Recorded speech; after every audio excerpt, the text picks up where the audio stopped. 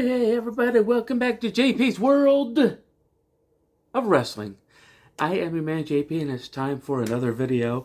And on today's video, we are discussing the WWF Wrestling Classic, an event that took place on November 7th, 1985 at the beautiful Rosemont Horizon in Chicago, Illinois. And what this was, it was a 16-man tournament along with a WWF Championship title match. And that match was with the champion, Hulk Hogan, versus his arch nemesis, Rowdy Roddy Piper. But first we have round one of this tournament, and in the middle of this tournament they actually gave away a Rolls Royce. And so, well, first let's talk about that, because I don't know about you, but I actually would not want to win a car, especially a Rolls Royce. And the reason being is it sounds good on paper, but what a lot of people don't realize is that you have to pay the taxes.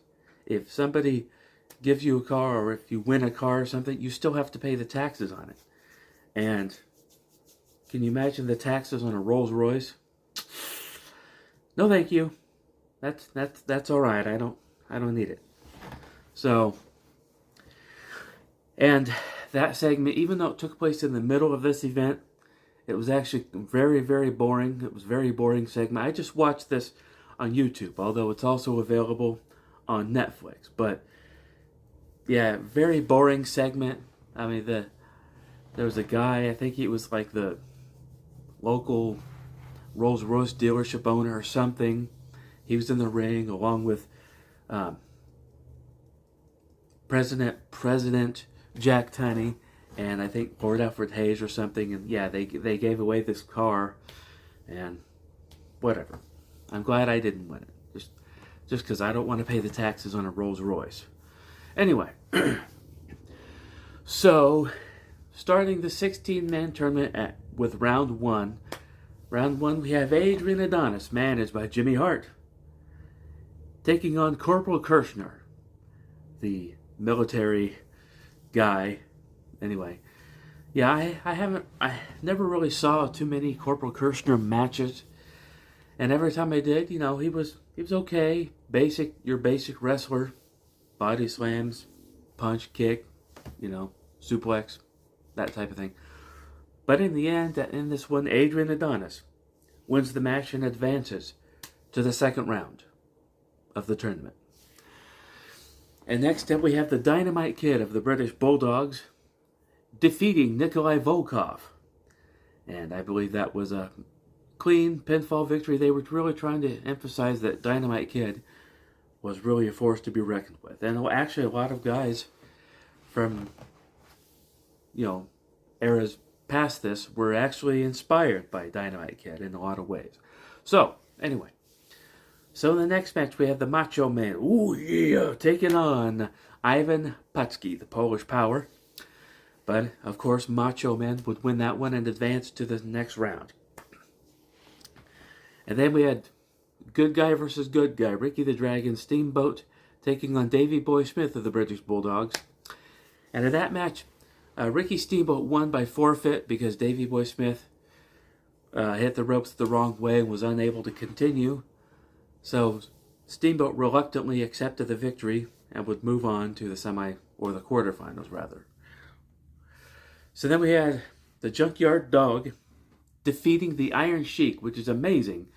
If you think about just the prior year, the Iron Sheik was the WWF champion and was only defeated by Hulk Hogan, but JYD able to defeat the Iron Sheik here. So, big win for the JYD. And then we had Moondog Spot, an interesting sort. I think he was part of a tag team called the Moondogs. Imagine that.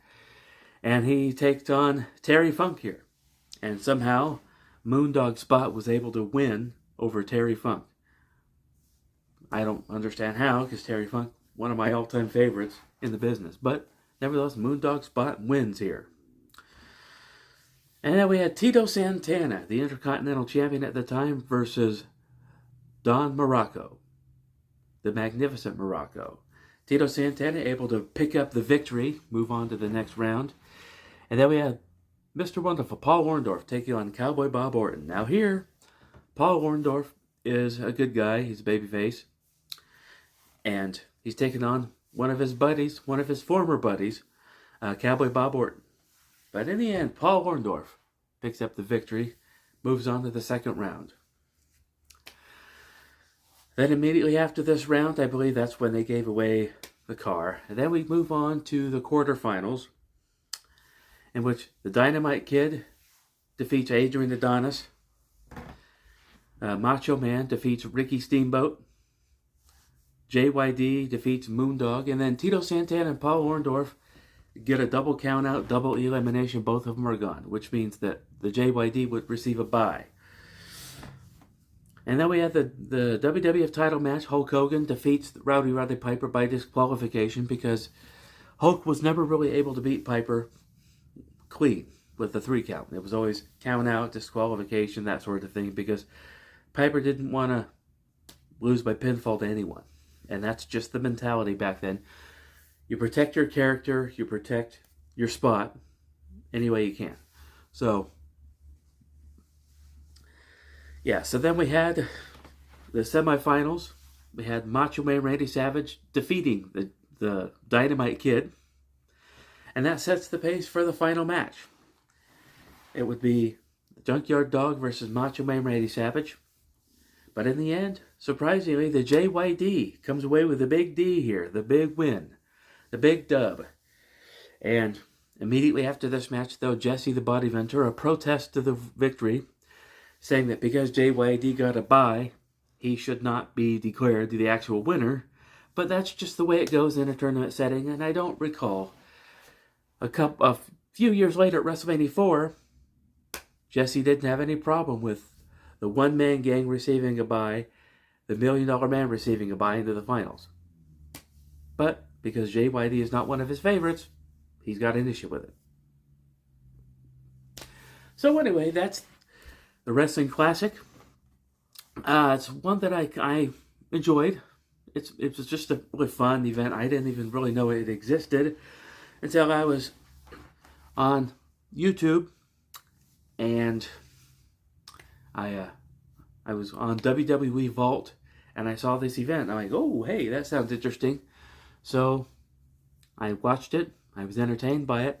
And if you have Netflix, I recommend going and watching. Or if you have YouTube, go to WWE Vault and just type this in, the WWF Wrestling Classic from 1985. And it was a classic. It was a very, very entertaining classic, very entertaining event to watch. I like it. Thumbs up. So, anyway, yeah, that's going to do it for now. You notice my shirt says Dad Hero. Now, I am not a dad. I'm not a father. This is just a shirt I got from my work. It's just something I wear around the house. Not that that's relevant to anything. I just wanted to point that out. Anyway, so that is going to do it for this video. So if you're new, feel free to like and subscribe. I don't know what I'm doing on my next video, but we'll figure it out. And I'll see you next time.